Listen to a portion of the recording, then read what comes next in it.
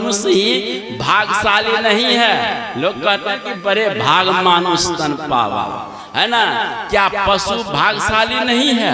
अरे उनको भी भाग्यशाली है, क्योंकि हिंदू समाज में सनातन में आजादी है, उसको बड़ा सुखानुभूति करता है पशु पक्षी। लेकिन अन्य बिरादर में बेचारे को काट करके मार करके खा लेते हैं।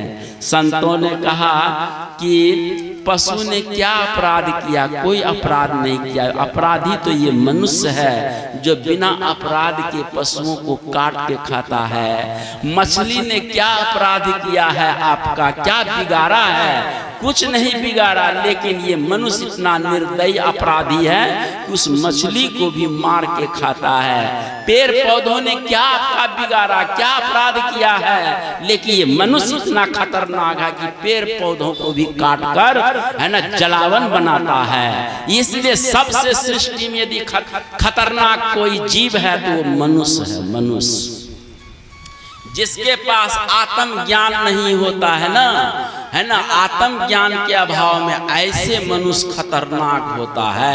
ऐसे खतरनाक मनुष्यों से सावधान रहिए। हाँ, लेकिन ज्ञानवान आदमियों से सावधान नहीं, उनसे सामना करिए, उनसे कुछ मिलेगा, उससे कुछ न कुछ मिलेगा। ये बात है। इसलिए बड़े भाग्यवान, कहने बड़े भाग मानुष तन पावा। अब बड़े भाग्यवान मनुष्य तन पावा।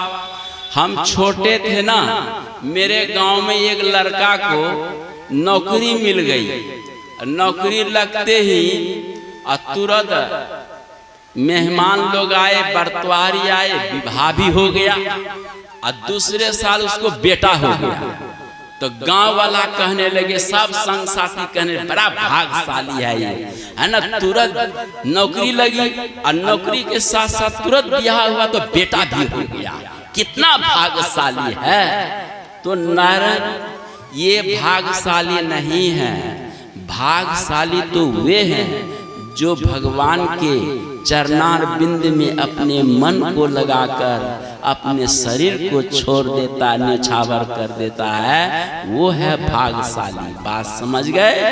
भाग्यशाली उसको नहीं कहते। भले सांसारिक तौर पर आप भाग्यशाली कह लीजिए, लेकिन आध्यात्मिक तौर पर यदि भाग्यशाली कहना चाहते हैं तो मेरे चिंतन के अनुसार भाग्यशाली कलयुगिया मनुष्य नहीं है।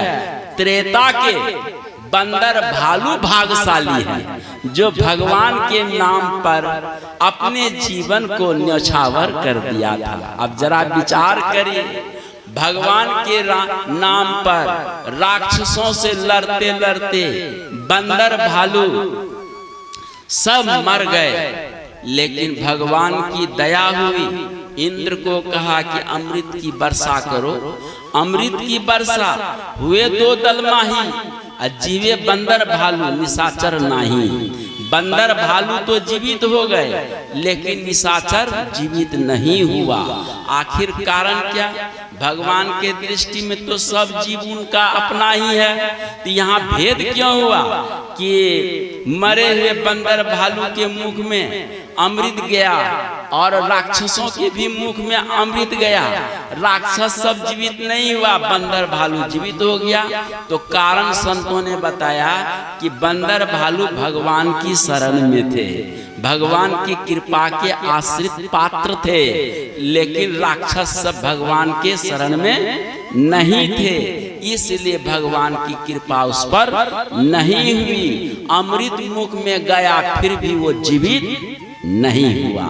इसलिए मनुष्य सब हैं, लेकिन उन्हीं का उद्धार होगा जो भगवान सद्गुरु की शरण में आएगा। और जो भगवान सद्गुरु की शरण में नहीं आएगा, मनुष्य होते हुए राक्षसों के तरह अमृत चला भी जाएगा कान में मुख में, फिर भी आपका उद्धार नहीं हो सकता। उद्धार तो उसी का होगा जो उनकी शरण में है। इसीलिए बंदर भालू के साथ भगवान राम जब अयोध्या आए, पुष्प विमान से उतरते ही भगवान राम और मैया सीता ने गुरुजनों को प्रणाम किया। वशिष्ठ जी ने कहा कि हे राम, ये सब कौन है?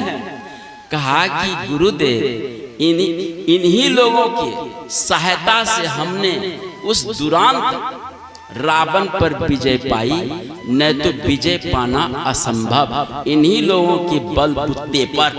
हाँ, बड़े शिष्ट हैं। वशिष्ठ जी कहते हैं बड़े सभ्य हैं ये सब, बड़े शिष्ट